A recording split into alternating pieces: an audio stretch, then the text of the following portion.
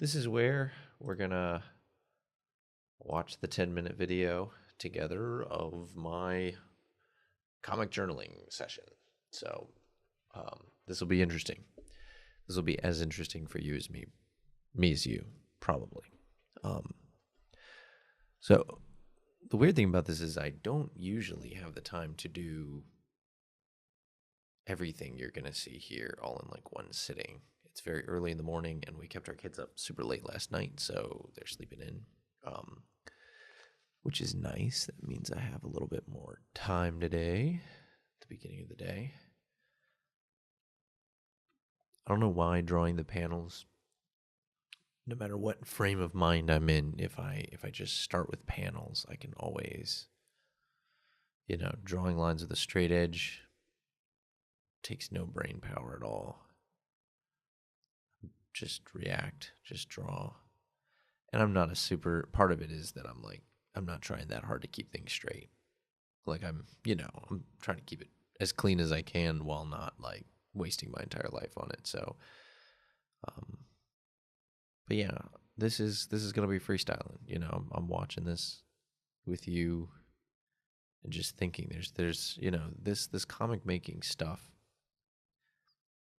It's got a lot of thoughts kind of revolving around it. Um, this little story that I'm working on, story whatever it is, got a non-linear narrative. It's sort of I don't know. I'm just trying to sort out my thoughts on, the relationship between like an author and the characters in a story. That's something that, you know, from a religious metaphysical perspective is super interesting to me. What is it like for an entity creating a world to interact with the characters that he's putting in that world? And so that's really what the story kind of revolves around, as a dialogue between me and this little guy that I'm creating. Um,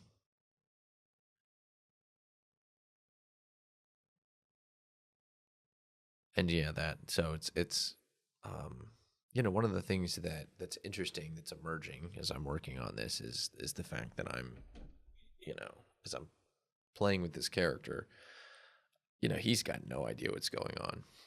I mean, he is. I just create him and dump him into this chaotic universe, and he doesn't know up from down. Um, and I'm kind of dishing out instructions as he goes, and of course, what he doesn't know is that you know I'm kind of figuring it out as I go along. But one of the things that's really interesting is that when you're authoring a story, see, we kind of live in our own story, right? We kind of are really in the experience of our own narrative, but we're bound by time. And so we kind of experience it in this sequential, like moment to moment. You get one shot at every moment and you don't get to go back, and it's kind of it's an emerging story. But when you're working from the perspective of an author, I'm not in the same kind of linear space that the characters in the story are. I can go backward and forward. I can change things. I can completely white out a panel and redo it. And so from my perspective, everything's fluid. It's almost like the whole thing's static. I can flip through that entire story backward and front in any moment. And the way I perceive time is different from the way the characters in the story would perceive time, because from their perspective, they're experiencing that moment to moment. You get one shot at it. And so there's a kind of fixed quality to the universe. Well, it's different. It's different between, so the characters have this kind of fixed sequential quality to their universe, right? It's a series of moments, and as far as they can tell, those moments are the moments that exist. But there's also, from the perspective of me as the author, it's not fixed. I can change. I can go to any moment and change it, change what happens, change what a character says, change what I choose to depict. But in another sense, it's a little more static in that I see all the moments at the same time, right? I don't know. It's just such an interesting experiment in time. It's one of the things I love about comics is that I imagine that um,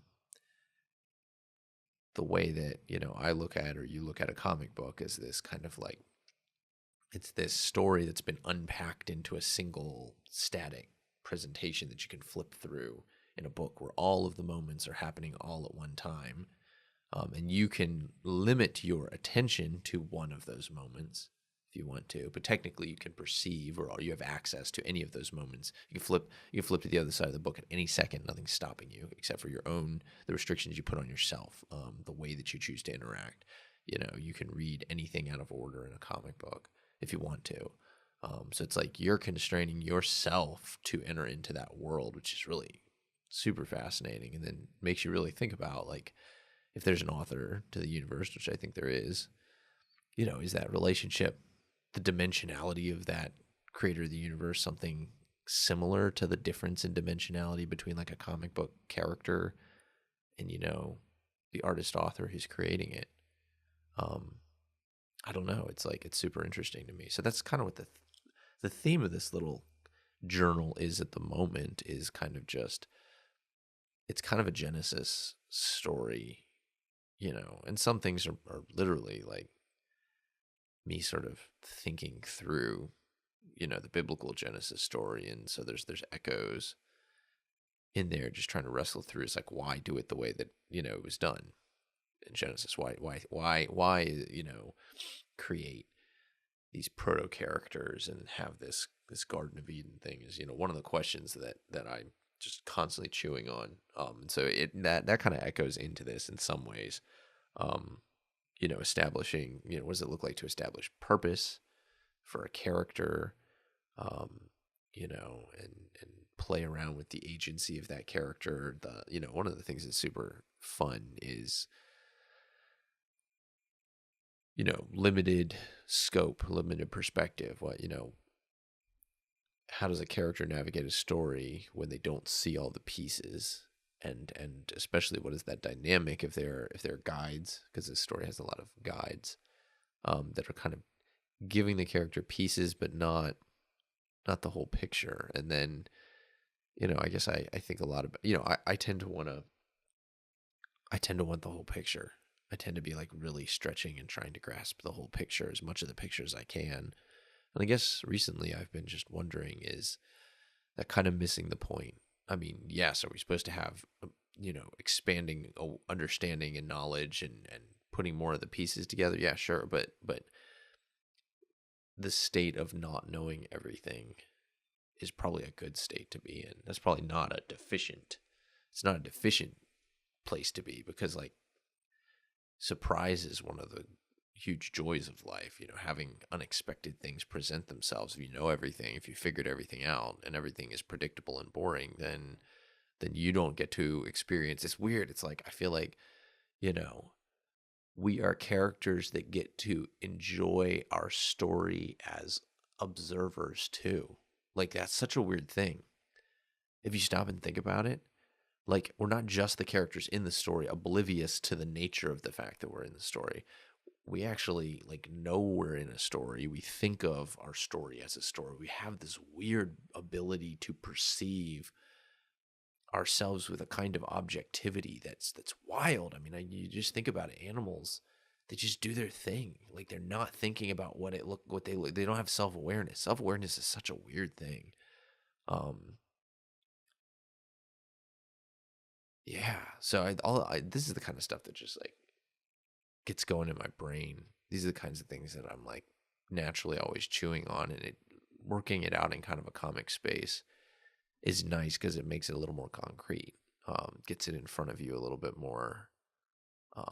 Because then it flips back around. It's not just, philosophizing. It's useful because it can help me calm down and just enjoy the ride a little bit more, as opposed to scrambling around trying to piece it all together and listening to this person or that person explaining the secret of business or the universe, or whatever. Then I'm not, when I kind of relax into it more, I'm able to be the artist I think I'm kind of wired to be, which is somebody who observes the world as opposed to trying to figure it out.